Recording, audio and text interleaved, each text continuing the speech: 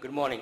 I want to thank Professors Kashuk and Kluge for giving me this excellent opportunity to be here and visit beautiful Israel again. And secondly, it's a real great honor to be part of this group and part of member of this wonderful society which keeps giving us guidelines. A lot of the talks that I'm going to talk about is really come from the society's work. So these are my objectives. I'm going to talk briefly about the common and uncommon causes of lower GI perforations, summarize some of the principles of current management. I do have to declare that I have a conflict of interest. I'm a consultant to KCI, and we're going to talk about the negative pressure wound therapy. So these are the various etiological things that can cause small bowel perforation. The most important and the most significant is the trauma, blunt as well as penetrating trauma. Penetrating trauma is easily diagnosed, whereas blunt trauma, you must have a very high index of suspicion. And based on free fluid in the abdomen without any solid organ injury, you would either repeat your CT scans or operate on the patient by doing a laparoscopy to detect these lesions. If they are missed, they can cause significant morbidity. I'm going to spend some time a little bit later on about acute appendicitis and acute diverticulitis because there has been a lot of change in paradigms in treatment of these conditions. The other causes are the bacterial infections, inflammatory bowel diseases, intestinal ischemia, intra-abdominal malignancy, radiotherapy, and so on. Now the diagnosis is pretty straightforward. The patient will have a history of abdominal pain, vomiting, either endoscopic procedures as a complication of these where you can have perforation, or the patient has chronic history of diseases such as ulcerative colitis or Crohn's disease, or he has frequently traveled outside the country where the patient might have contacted some infectious diseases. The physical examination will usually show signs of peritoneal irritation, and most of these patients, with a few exceptions, should go to the operating room as soon as they are resuscitated because primary essence is to control the source. Radiology is contributory in terms of plain films showing free air, can be subtle sometimes, and also the gastrointestinal contrast studies, ultrasonography, and of course most of us rely on the CT scan these days to diagnose this.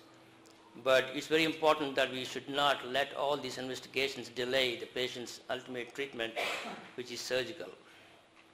Now these are by far the various options that we talk about for non-traumatic causes of small and large bowel perforation. And as you can see here, most of these procedures are actually resection and anastomosis. Occasionally you can actually close the hole and leave it alone. And I'm not talking about these complex cases that we heard today about abdominal malignancies or patients who are on immunosuppressive therapy. Now those patients would need a very selective treatment based on an individualized treatment of those various patients' conditions. The sigmoid diverticulitis we're going to discuss a little bit more detail. Now initial perforated appendicitis was pretty controversial till recently because people used to either observe this appendicular mass and give them antibiotics, give them conservative treatment, and then bring the patient back for incidental appendectomy. There was a lot of questions about whether this patient really does need an interval appendectomy after this successful treatment of an appendicular mass. But this is luckily a recent randomized prospective study from Dr. Lipanemi's group. He very luckily shared this data with me, about to be published in the Annals of Surgery, where they actually looked at 60 adult patients, randomly assigned them to laparoscopic appendectomy or conservative treatment. No difference in hospital stays. However, the laparoscopy group did much better in terms of absence of unplanned readmissions. The recurrent abscesses were much lower in the than in the conservative treatment group, and this laparoscopy group did much better in terms of the open surgery required in a very small number of patients. And you can see that the uneventful recovery also is very common in this laparoscopy group. Now, turning to acute sigmoid diverticulitis, which is another condition of lower GI perforation that we commonly see, the disease spectrum varies widely. It can be completely asymptomatic, or it can be symptomatic and uncomplicated, or it can be an extremely complicated diverticulitis. Acute complicated diverticulitis, let's take a question number one. Please go ahead and answer these various options, what you would do. Treatment of choice for acute diverticulitis, localized colon perforation, mesocolic abscess about 3 centimeters in diameter. And these are the various options. What would be your choice?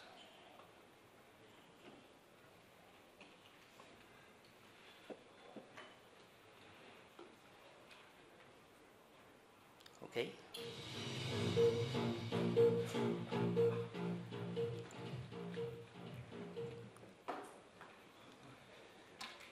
No, I'm not going to tell you the answers. I think we'll come to that in our discussion here.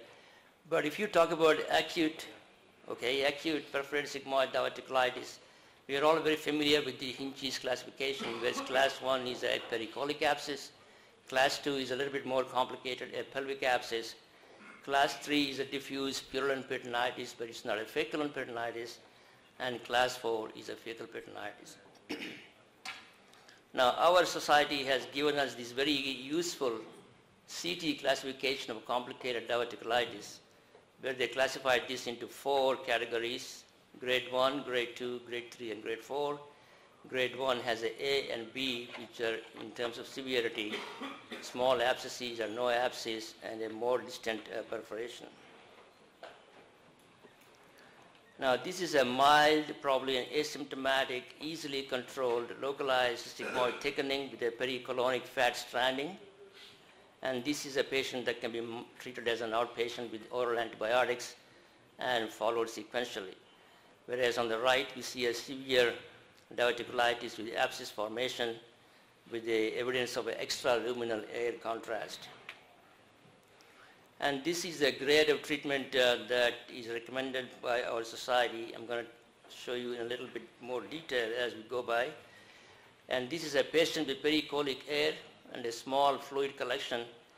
Patient can be treated with antimicrobial therapy and either follow the patient clinically and see how the patient is doing in terms of therapy, in terms of fever, white count, and local symptoms. And if he's getting better, the patient can be then switched to oral antibiotics and followed. And if these clinical findings are sufficient to monitor, you don't need to do anything else. Or if you think that the patient is not responding adequately to your treatment, you can perhaps repeat a CT scan to see if there is any abscess that you can drain. Talking about abscess, if the abscess is small and if it is mesocolic, you can treat them with broad-spectrum antibiotics, bowel rest. And if this treatment fails in terms of, again, white count, fever, etc., you can do a percutaneous drainage and follow with repeat CT scans to demonstrate the resolution of this abscess. If the abscess is a little bit larger, more than 4 centimeters, percutaneous drainage, IV antibiotics, and CT document resolution. And if you cannot for any reason do this percutaneous drainage, then you can consider doing a surgical resection with or without anastomosis.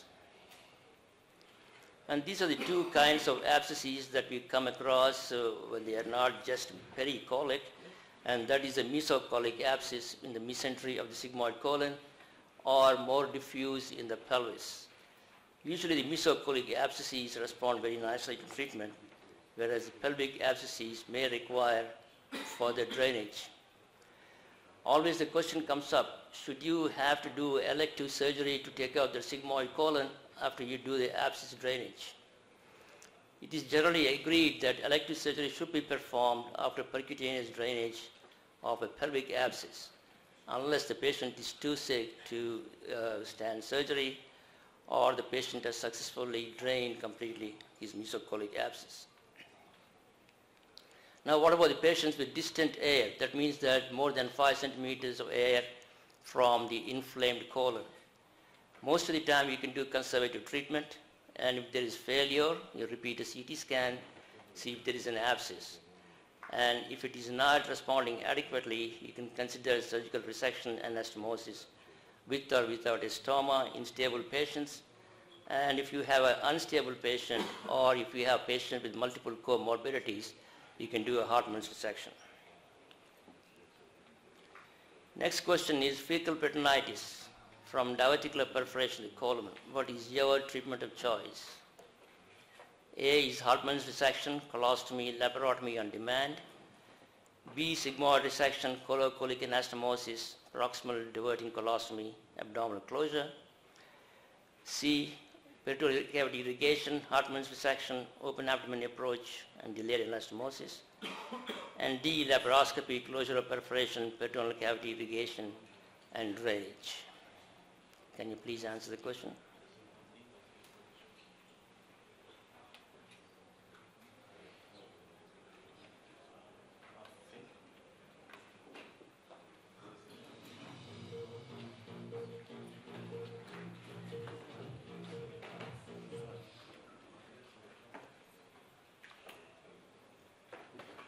Oh. Okay, let's see what the literature says. So what about the laparoscopic peritoneal lavage? And we talked about this briefly earlier. For stable patients, this is an excellent approach. No comorbidities, and there's generalized peritonitis, but there's no large hole in the colon. And if the patient is not improving with this laparoscopic drainage and irrigation of the peritoneal cavity, you can go back and do an urgent surgical resection. You can do anastomosis with or without a proximal stoma, or if the patient has significant comorbidities, you can do a proximal stoma and do a Hartmann's resection. Now, this is a series that really showed that this is a very effective treatment. This is not a randomized study, but this is prospective. Most of the patients are Hinchey grade 2, but most of them are grade 3. And these patients were irrigated with peritoneal, with laparoscopic lavage with about 4 liters of warm saline. The left lower quadrant was drained with Penrose drains. And you can see the majority of the patients had resolution of the disease, and the morbidity is very low. Only 2 patients had recurrent abscesses, 1 had a Hartmann's, and mortality was actually 3 patients, but 2 of these patients had multi-organ failure and 1 from PE. And most interestingly, it followed yearly up to 3 years, and there was no recurrence. It's a British series that really brought this to the fore. And if you have a patient with a stage 3 or a stage 4 diverticulitis with fecal and peritonitis, patient is extremely unstable because of severe sepsis, you can actually do a damage control approach, by which we mean is that you're going to take care of the perforation first and the peritonitis, come back in a salt maybe 2-3 days later and do your resection and anastomosis. And you can see that this can be a very useful approach if you stage it like this with a low hospital mortality, and almost 2/3 of the patients go home with the colon reconstructed and without a stoma. So that's a significant advance if you use this kind of an approach. Now there is one trial which looked at how to do laparoscopic or open resection or open sigmoidectomy.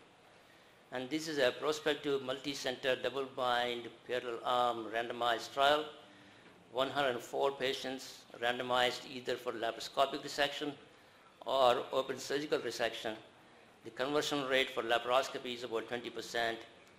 And on a 6-week follow-up, the laparoscopy group did much better in terms of reduction of complications, shorter hospital stay, etc.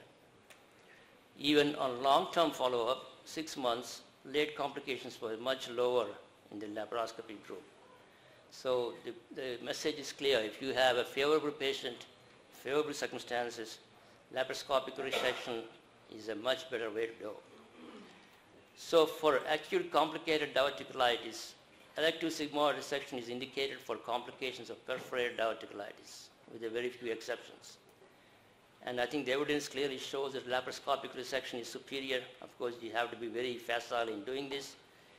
And then you could do a primary anastomosis if you have very favorable circumstances, or you could do a Hartmann's and then protect your stoma, protect your anastomosis with a proximal stoma. One of the other things we should keep in mind, and we talked about these wonderful cases of immunosuppression due to transplantation earlier today, is these major GI perforations among a group of patients having kidney transplantation, published by Fausto Catena. And you can see that they can occur all over the GI tract. And most of these patients are actually on high-dose immunosuppression therapy. So it's very important to keep this diagnosis in mind, diagnose it early, and do a surgical management from diagnosis, and consider reducing your immunosuppressive protocol to achieve the best results. Now, obviously, some of these perforations lead to severe abdominal sepsis, and once again, we are very lucky that the World Society has given us current concepts and a position paper on patients with severe abdominal sepsis, and I think this would be a very important reading for all of us. And they emphasized all these important things that we really have to pay attention to these patients who are in severe sepsis. Appropriate antimicrobial therapy, hemodynamic support, early goal-directed therapy, fluid resuscitation, vasotropes and inotropes if necessary, and open abdomen approach. And I am a fan of open abdomen approach, and I think we have so many advances now that this can be a very useful, very helpful, and with low complications you can do the open abdomen approach. And most importantly, nutritional support. And the CIF study that came from the society also showed that the mortality in patients with severe sepsis is very high, almost 5-fold compared to patients who are not in severe sepsis. And this may be related to sepsis induced multiple organ dysfunction. And these are the two independent factors that really increase the mortality in these patients with diffuse peritonitis after perforations or after infections. That is small bowel perforation and delayed initial intervention. So it cannot be emphasized too strongly that you have to make a diagnosis and take care of that source as early as possible, which is very surprising that our sepsis guidelines actually emphasize exactly the opposite. If you compare the trauma resuscitation, the first thing that emphasized is control of bleeding. But if you look at disseminated sepsis and septic shock, that comes third. It's almost like a 6-hour goal. So there's something wrong with this paradigm. So we wrote an editorial which shortly will be published in Journal of Trauma that sepsis resuscitation, I think, should be very much like trauma resuscitation, and we really should pay attention to source control while resuscitating these patients in diffuse sepsis. So in conclusion then, lower GI perforations can lead to significant complications. You really need to consider the diagnosis early, pursue it, give prompt surgical treatment, and most importantly, attention to detail. Thank you very much for your attention.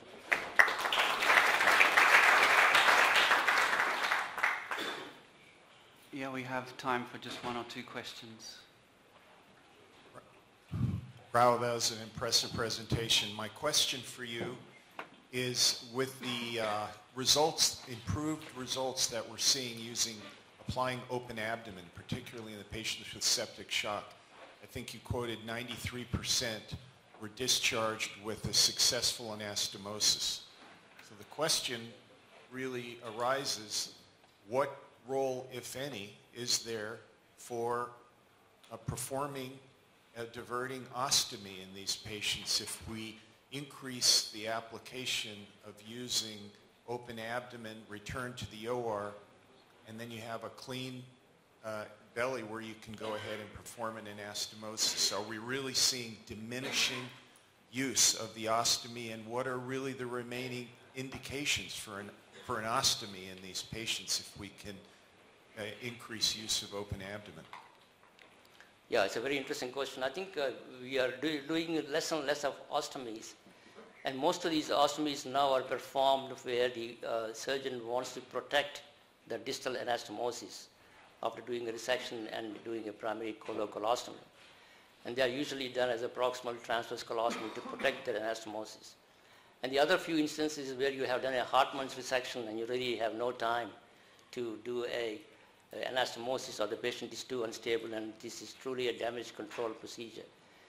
So if you're really doing a damage control procedure, I don't think you should do an ostomy at the first operation, because by definition this patient is too unstable to do anything more. So that patient should ideally go back to the intensive care unit, and you come back in 24, 48 hours later and then reassess whether you can do an anastomosis or whether you need an anastomosis with a proximal protective colostomy. The final point is that we all learned that if you have an open abdomen, having a colostomy is a dreadful thing because that can actually increase your septic complications. So there is something else you want to consider.